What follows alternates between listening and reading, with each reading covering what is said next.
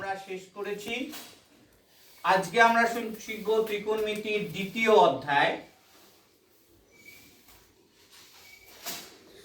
যেটা হচ্ছে ত্রিকোণমিতিক অভেদাবলী, বা চ্যাপ্টারটার নাম হচ্ছে ত্রিকোণমিতিক অনুপাত। ত্রিকোণমিতিক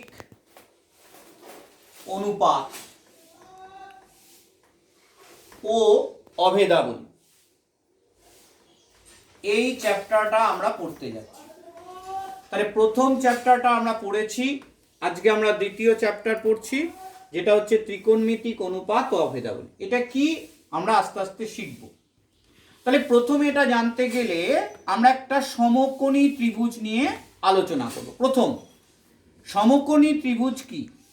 তোমরা প্রত্যেকে জেনে এসছো যে যে ত্রিভুজের একটি কোণ 90 ডিগ্রি হয় তাকে বলে সমকোণী ত্রিভুজ। তাহলে ত্রিভুজের এই কোণটা যদি 90 ডিগ্রি আমরা দেখতে পাচ্ছি, তাহলে বাকি দুটো কোণ কি কোণ? না, সমকোণী ত্রিভুজে তোমরা জানো ইতিমধ্যে যে সমকোণী ত্রিভুজের সমকোণ ব্যতি রেখে বাকি দুটি কোণ হচ্ছে সূক্ষ্মকোণ, তোমরা জানো। এখন আমি এই সূক্ষ্মকোণ দুটো, এই একটা সূক্ষ্মকোণ, এটা একটা সূক্ষ্মকোণ। এখন সূক্ষ্মকোণের প্রেক্ষিতে সমকোণী ত্রিভুজের লম্ব ভূমিটা চেঞ্জ হয়ে যায়। এইটা তোমাদের ভালো করে জানতে হবে যে লম্ব কোণটা, ভূমি কোণটা। আমরা সাধারণভাবে এতদিন পড়ে এসেছি এবি লম্ব, বিসি ভূমি, কিন্তু আজকে আমরা দেখব কোণ যদি চেঞ্জ হয় তাহলে লম্ব ভূমিটাও চেঞ্জ হয়ে যায়। না, সেক্ষেত্রে কি হয় এটা খুব ভালো করে বুঝতে হবে যে লম্ব কোণটা, ভূমি কোণটা। না, সি সূক্ষ্মকোণের সাপেক্ষে বা এসিবি সূক্ষ্মকোণের সাপেক্ষে, এসিবি সূক্ষ্মকোণের সাপেক্ষে যখন আমরা সূক্ষ্মকোণটা নেব, এসিবি এর বিপরীত বাহুকে বলবো লম্ব, বিপরীত বাহুকে বলবো লম্ব, এবং এসিবি এর কোণ এসিবি এর সংলগ্ন বাহুটাকে, অতিভুজ বাদে যে সংলগ্ন বাহু, অতিভুজ বাদে সংলগ্ন বাহুকে বলবো ভূমি। তাহলে দেখো বুঝতে পারলে কিনা লম্ব কাকে বলে, ভূমি কাকে বলে। না, যে কোণটা আমরা নিচ্ছি সেই কোণের বিপরীতে যেটা থাকবে সেটা হবে লম্ব। আর ওই কোণটা যে দুটো বাহু নিয়ে আছে, যেমন এসিবি দেখতে পাচ্ছি দুটো বাহু, একটা এসি একটা বিসি, তার মধ্যে এটা তো অতিভুজ, তাহলে এই অতিভুজ বাদ দিয়ে বাকি যেটা থাকবে সেটাকে বলবো ভূমি। বুঝতে পেরেছো? তাহলে আমি যদি দেখো এখন কোণটাকে চেঞ্জ করে দিই, বিএসি কোণ, তাহলে বিএসি সূক্ষ্মকোণের সাপেক্ষে যদি এইটা আমার সূক্ষ্মকোণ হয়, তাহলে তার বিপরীতে কোন বাহুটা আছে? না, বিসি। সাপেক্ষে বিএসি এর বিপরীত বাহু হচ্ছে, দেখো বিএসি এর বিপরীতে কোন বাহু আছে? বিসি। অতএব লম্ব, সেক্ষেত্রে লম্ব হবে বিসি। এবং ভূমি কোণটা, ভূমি কি বলেছি? ওই কোণটা যে দুটো বাহু নিয়ে তৈরি তার সংলগ্ন, অতিভুজ বাদে সংলগ্ন বাহু, তাহলে এটা তো অতিভুজ, তাহলে সংলগ্ন বাহু কোণটা এবি, তাহলে ভূমি হবে এবি। তাহলে কোণ যদি সূক্ষ্মকোণ দুটো চেঞ্জ হয়ে যায়, তাহলে দেখো লম্ব এবং ভূমি তারা চেঞ্জ হয়ে যাচ্ছে।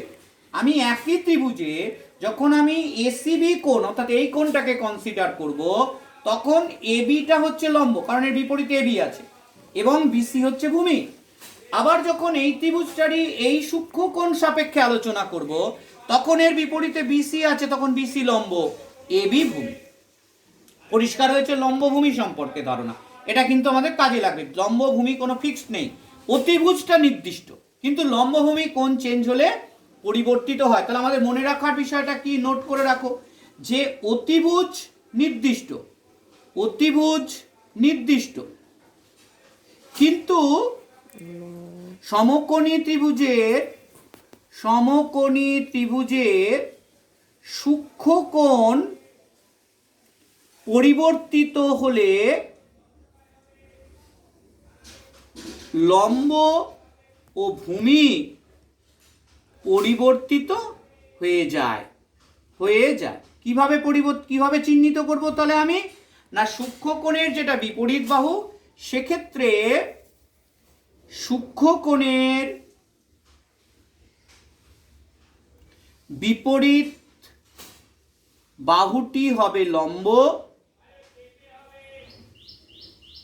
এবং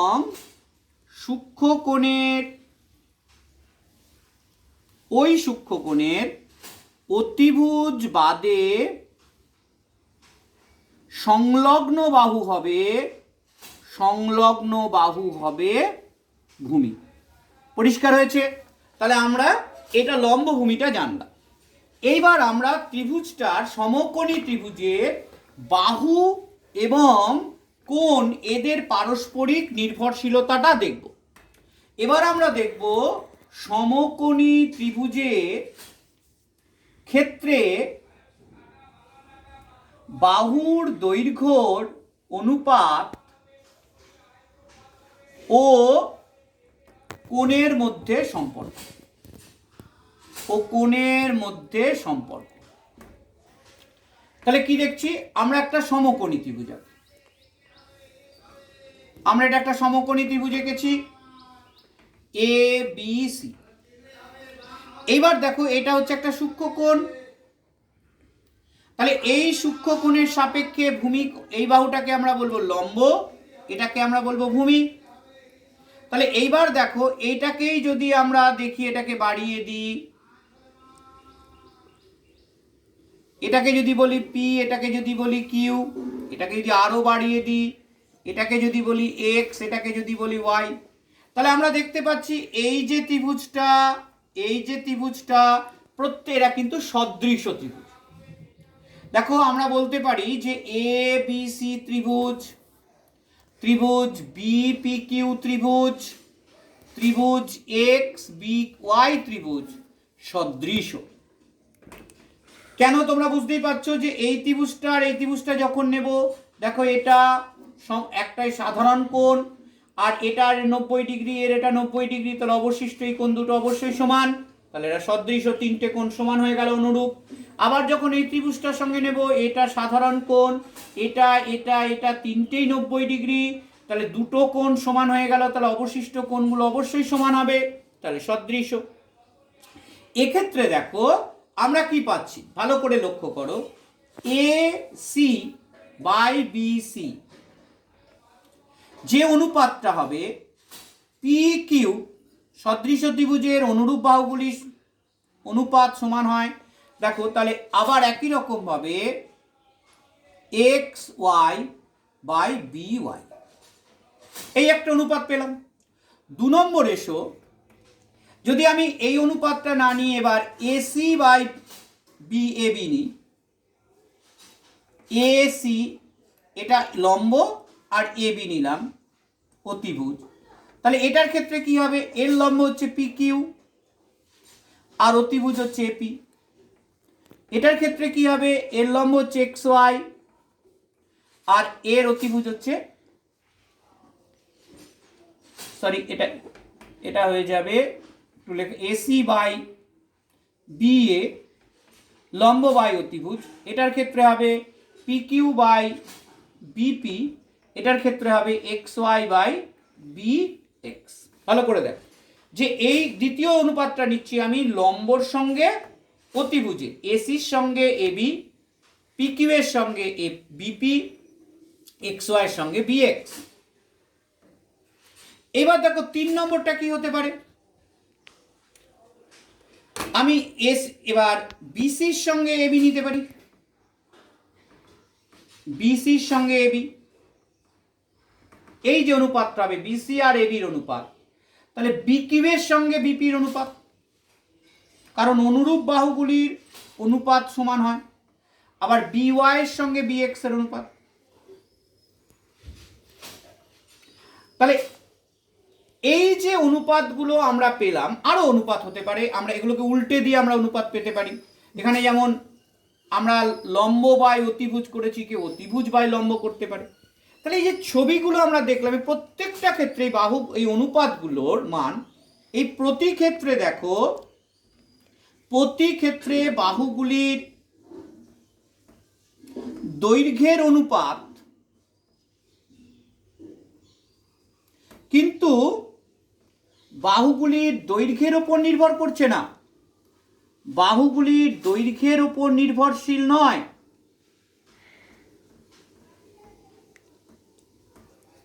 কেন স্যার নির্ভরশীল না? দেখো, এই দৈর্ঘ্য আর এই দৈর্ঘ্য হোক, বা এ দৈর্ঘ্য এ দৈর্ঘ্য হোক, এ দৈর্ঘ্য হোক এ দৈর্ঘ্য হোক, দৈর্ঘ্য যাই হোক অনুপাতটা সবসময় সমান। তাহলে এটা নির্ভর করছে কিন্তু এই কোণটার ওপর। দেখো, কোণটা যদি চেঞ্জ হয়ে যেত তাহলে কিন্তু বাহু এই অনুপাতটা সমান থাকতো না। এই অনুপাতগুলো সমান কেন? কারণ এই কোণটা সমান বলে। তাহলে নির্ভর করছে বাহুগুলোর দৈর্ঘ্যের উপর নির্ভরশীল নয়, নির্ভর করছে কার উপর? নির্ভর করে সূক্ষ্ম কোণটির উপর, সূক্ষ্ম কোণটির মানের উপর। কারণ সূক্ষ্ম কোণটা যদি চেঞ্জ হয়ে যায় তাহলে আর এই অনুপাতটা সমান হবে না। তাহলে এই যে কোণের সঙ্গে বাহুর এই অনুপাতের সম্পর্ক, এর ভিত্তিতে আমরা 6টা কোণানুপাত সম্পর্ক পাই। এই যে ত্রিভুজের দেখতে পাচ্ছ কোণ, বাহুগুলির দৈর্ঘ্যের অনুপাতটা নির্ভর করছে এই কোণের ওপর। তাহলে এই যে কোণ, এই কোণটার মানের ওপর ভিত্তি করে বাহুগুলোর যে বিভিন্ন বাহুগুলির দৈর্ঘ্যের যে অনুপাতের যে সম্পর্ক, সেগুলোকেই বলা হয় ত্রিকোণমিতিক কোণানুপাত সম্পর্ক। তাহলে আমরা এবার কি লিখতে পারি? ত্রিকোণমিতিক কোণানুপাত সম্পর্কটা কি? তাহলে কোণানুপাত সম্পর্কটা কি? কোণানুপাত সম্পর্ক কি বলছি আমরা? না, সূক্ষ্ম কোণের প্রেক্ষিতে, সূক্ষ্ম কোণের প্রেক্ষিতে বাহুগুলির, অনুরূপ বাহুগুলির, বা বাহুগুলি লিখি, বাহুগুলির অনুপাতের সম্পর্ককে বলে কোণানুপাত সম্পর্ক। কোণানুপাত সম্পর্ক কি বললাম? যে এই সূক্ষ্ম কোণের প্রেক্ষিতে যে বাহুগুলোর মধ্যে, যে তিনটে বাহু, এদের মধ্যে যে পারস্পরিক সম্পর্ক, এটাকেই আমরা বলবো কোণানুপাত সম্পর্ক। তাহলে আমরা লিখব সাইন থিটা, মানে এই কোণটাকে যদি আমরা বলি থিটা, যদি আমরা ধরে নিই এই কোণটা থিটা, অর্থাৎ যদি ধরি কোণ A B C is equal to theta, তাহলে দেখো আমরা প্রথম যে সম্পর্কটা পাবো সাইন থিটা মানে লম্ব বাই অতিভুজ, মানে এ সি বাই বি এ, এই সম্পর্কটাকে আমরা বলবো সাইন কোণানুপাত সম্পর্ক। তাহলে সাইন কোণানুপাত সম্পর্ক বলতে কি বলছি? না, সূক্ষ্ম কোণটা থিটার প্রেক্ষিতে তার লম্ব এবং অতিভুজের মধ্যে যে অনুপাতিক সম্পর্ক, তাকেই বলছি আমরা সাইন থিটা। তাহলে এবার আসছি কস থিটা। কস থিটা হচ্ছে ভূমি আর অতিভুজের মধ্যে যে সম্পর্ক, তাকে বলছে কস থিটা, অর্থাৎ বিসি বাই বিএ। এবার হচ্ছে 3 নম্বর ট্যান থিটা। ট্যান থিটা হচ্ছে লম্ব আর ভূমির মধ্যে যে সম্পর্ক, অর্থাৎ যেটা আমরা বলছি এসি বাই বিসি হচ্ছে। এরপর এদের উল্টো সম্পর্কটা হচ্ছে কি? এদের যে উল্টো, অর্থাৎ সাইন থিটাকে যদি উল্টে দিই আমরা, তাহলে কোসেক থিটা, সেটা হচ্ছে বিসি বিএ বাই এসি, অর্থাৎ অতিভুজ বাই লম্ব। তার মানে এটা লিখতে পারি 1 বাই সাইন থিটা। তারপরে দেখো সেক থিটা, এটা হচ্ছে বি এ মানে অতিভুজ বাই ভূমি, এটা হচ্ছে তাহলে 1 বাই কস থিটা। তারপরে হচ্ছে কট থিটা, সেটা হচ্ছে ভূমি বাই লম্ব, অর্থাৎ বিসি বাই বিএ, এটাকে আমরা বলছি 1 বাই ট্যান থিটা। তাহলে মূল সম্পর্ক হচ্ছে তিনটে, লম্ব অতিভুজ, লম্ব ভূমি, আর ভূমি অতিভুজ আর লম্ব ভূমি, তাদের উল্টো যথাক্রমে আমি পাশে লিখে দিলাম এদের সম্পর্ক। এটাকে মুখস্থ করা রাখার জন্য আমি একটা ছোট্ট জিনিস শিখিয়ে দিচ্ছি, এই গল্পটা মুখস্থ করবে। সাইন বাবু বা সাইন থিটা লম্বাবতী, মানে লম্ব বাই অতিভুজ, কস থিটার ভূমি অতি মানে ভূমি বাই অতিভুজ, আর ট্যান থিটার লম্বা ভূমি মানে লম্ব বাই ভূমি। বাকি সবের বিপরীত গতি, বাকি সবের বিপরীত গতি। বিপরীত গতি বলতে কি না, যখন আমরা এটাকে উল্টে দেব, অতিভুজ বাই লম্ব হয়ে যাবে তখন কোসেক থিটা, যখন অতিভুজ বাই ভূমি হবে তখন সেক থিটা, যখন ভূমি বাই লম্ব হবে তখন কট থিটা। তাহলে এই যে 6টা কোণানুপাত সম্পর্কে আমরা জানলাম। এইবার এই ধারণা নিয়ে আমাদের এগোতে হবে। এবার তোমাদের এখানে কতগুলো কথা আমি বলে দিই। তোমাদের যে আলোচনাটা পুরোটাই আমরা সূক্ষ্ম কোণের প্রেক্ষিতে করব, কারণ আমরা দেখেছি কোণের মান ত্রিকোণমিতিতে যা খুশি হতে পারে, স্থূল কোণ হতে পারে। আমরা স্থূল কোণ নিয়ে আলোচনা নয়, আমাদের ক্লাসে আমাদের 10ম শ্রেণীতে পুরোটাই হচ্ছে সূক্ষ্ম কোণিক আলোচনা। এক্ষেত্রে আমরা দেখো প্রত্যেক ক্ষেত্রে সাইন থিটা সমান আমি কি লিখেছি, সাইন থিটা মানে লম্ব বাই অতিভুজ।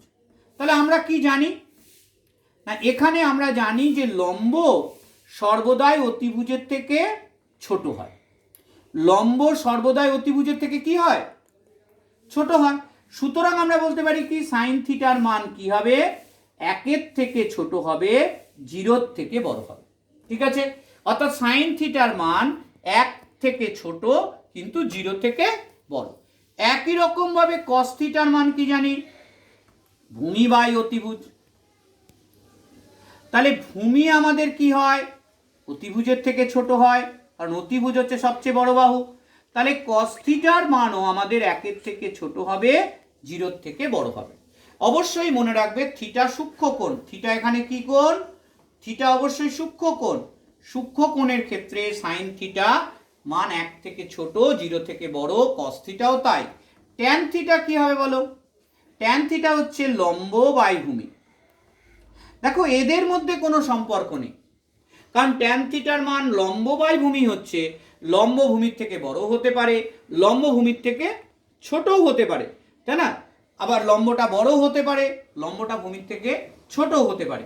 তার জন্য আমাদের এক্ষেত্রে নির্দিষ্ট কোনো মান আমরা এখানে পাবো না, তবে আমরা জানবো যে ট্যান থিটার মানটা ধনাত্মক হবে। কি জানবো, ট্যান থিটার মানটা কি হবে, ধনাত্মক হবে, অর্থাৎ 0-র থেকে বড় হবে। কারণ লম্ব যদি বড় হয় তাহলে 1-এর থেকে বড়, লম্ব যদি ছোট হয় তাহলে 1-এর থেকে ছোট। তাহলে কিন্তু তারা প্রত্যেক ক্ষেত্রে কি হবে, 0-র থেকে বড় হবে। কিন্তু এর উল্টোটা যদি যাই, আমরা কোসেক থিটা যাই, দেখো কোসেক থিটা মানে অতিভুজ বাই লম্ব, তাহলে অতিভুজ তো লম্বের থেকে বড়, তাহলে সেক্ষেত্রে কোসেক থিটার মান কিন্তু 1-এর থেকে বড় হবে। আবার সেক থিটা, এটার মান কি বলো, সেক থিটা দেখো ভূমি, অতিভুজ বাই ভূমি, তাহলে অতিভুজ ভূমির থেকে বড় হয়, তাহলে সেক থিটার মানও কত হবে, 1-এর থেকে বড় হবে। তাহলে এই সম্পর্কগুলো আমাদের কিন্তু মনে রাখতে হবে যে সাইন থিটা লম্ব বাই অতিভুজ, কস থিটা ভূমি বাই অতিভুজ, ট্যান থিটা লম্ব বাই ভূমি। এখন লম্ব যেহেতু অতিভুজের থেকে ছোট, তাই সাইন থিটার মান 1-এর থেকে ছোট হয় কিন্তু 0-র থেকে বড় হবে, কস থিটার মানও তাই। ট্যান থিটার মান ধনাত্মক হবে, কোসেক থিটার মান 1-এর থেকে বড় হবে, সেক থিটার মান 1-এর থেকে বড় হবে। এইবার এই অভেদাবলীগুলো কাজে লাগিয়ে আমি তোমাদের একটা অঙ্ক শেখাচ্ছি যে কিভাবে তোমরা অঙ্কগুলো করবে। যেমন দেখো, সবাই খোলো, কোষে দেখি 23.1, কোষে দেখি 23.1,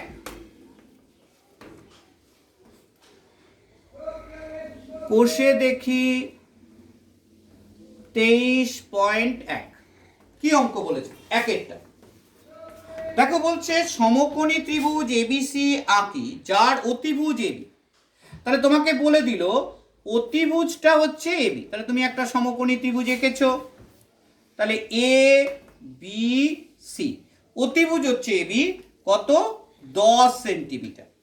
আর কি বলেছে, ভূমি বিসি 8 সেন্টিমিটার এবং লম্ব এসি 6 সেন্টিমিটার। তোমায় এবিসি কোণের সাইন এবং ট্যানজেন্ট বার করতে বলেছে।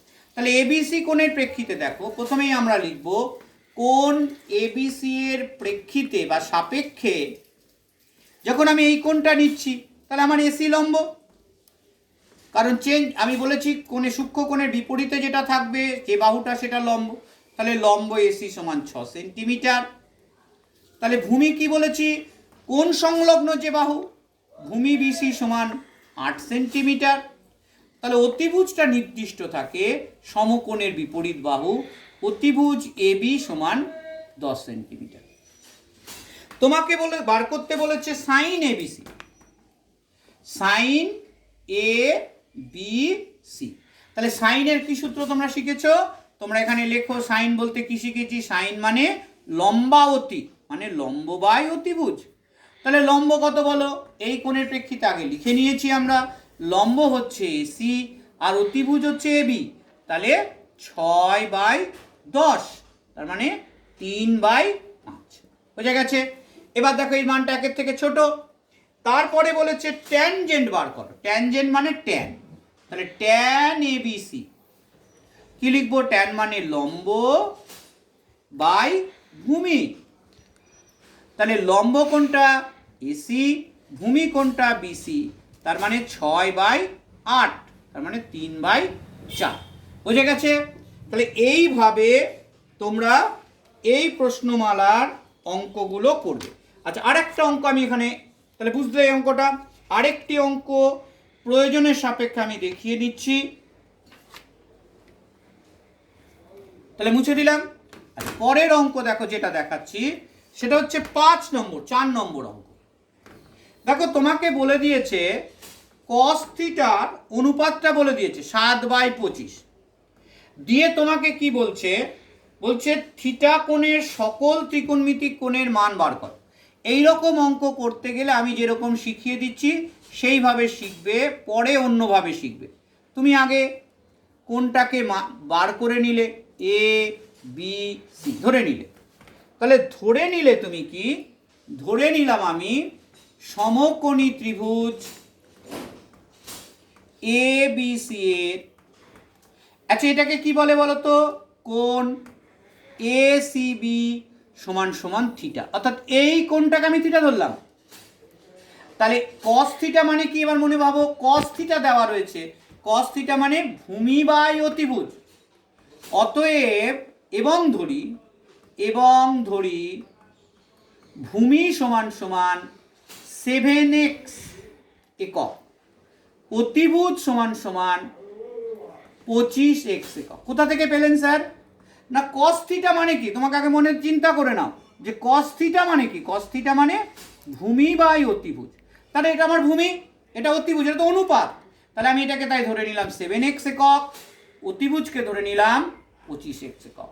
তাহলে আমি লিখে নিই, যখন আমার এই কোণটা ধরেছি এর বিপরীতে এ বাহুটা আছে, তাহলে এটা আমার লম্ব, এটা ভূমি, তাহলে ভূমিটাকে আমি 7x লিখলাম, অতিভুজটাকে 25x লিখলাম। তাহলে পিথাগোরাসের উপপাদ্য থেকে লম্ব বার করতে পারি। তাহলে পিথাগোরাসের উপপাদ্য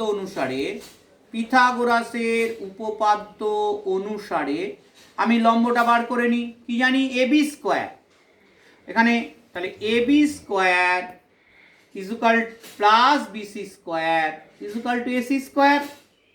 তাহলে এবি স্কোয়ার তুমি লেখো, বিসি স্কোয়ার মানে বিসি মানে 7x এর হোল স্কোয়ার, আর এসি মানে 25x এর হোল স্কোয়ার। তাহলে এখানে কি লিখছি, এবি স্কোয়ার ইজুকাল টু এটা 625x স্কোয়ার বিয়োগ 49x স্কোয়ার।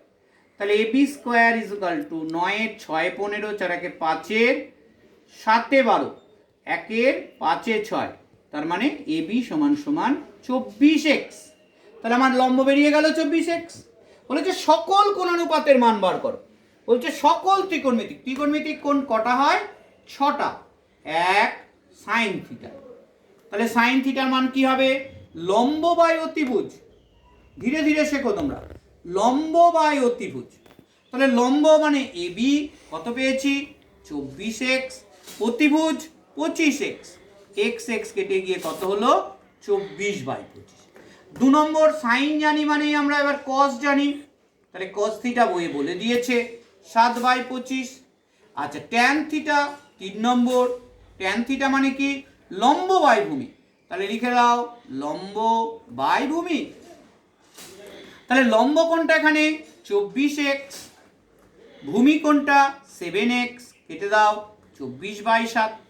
তারপরে 4 কোসেক থিটা, তোমাদের বলেছি কার উল্টো, সাইন থিটার উল্টো, অতিভুজ বাই লম্ব, তাহলে এটা উল্টে দাও 25/24। 5 সেক থিটা কার উল্টো, কসের উল্টো, তাহলে এটা উল্টে গিয়ে হয়ে গেল 25/7। 6 ট্যান কট থিটা কার উল্টো, ট্যান থিটার উল্টো, হয়ে গেল কত, 7/24। তাহলে 6টা কোণানুপাত বার করা হয়ে গেল। তাহলে যখন এরকম দুটো কোণানুপাত বাহু বলে দেবে, বাকিটা আমরা পিথাগোরাসের উপপাদ্য দিয়ে সমকোণী ত্রিভুজে যে লম্বভূমি অতিভুজের সম্পর্ক আছে সেখান থেকে বার করব, বার করে নিয়ে আমরা কোণানুপাতগুলো বার করব। তাহলে আমার 3টে বাহুই পা হয়ে যাবে এবং সকল কোণানুপাত আমি বার করতে পারবো। তাহলে এইভাবে তোমরা 23.1 বাড়িতে পুরোটা করে রাখবে বন্ধু।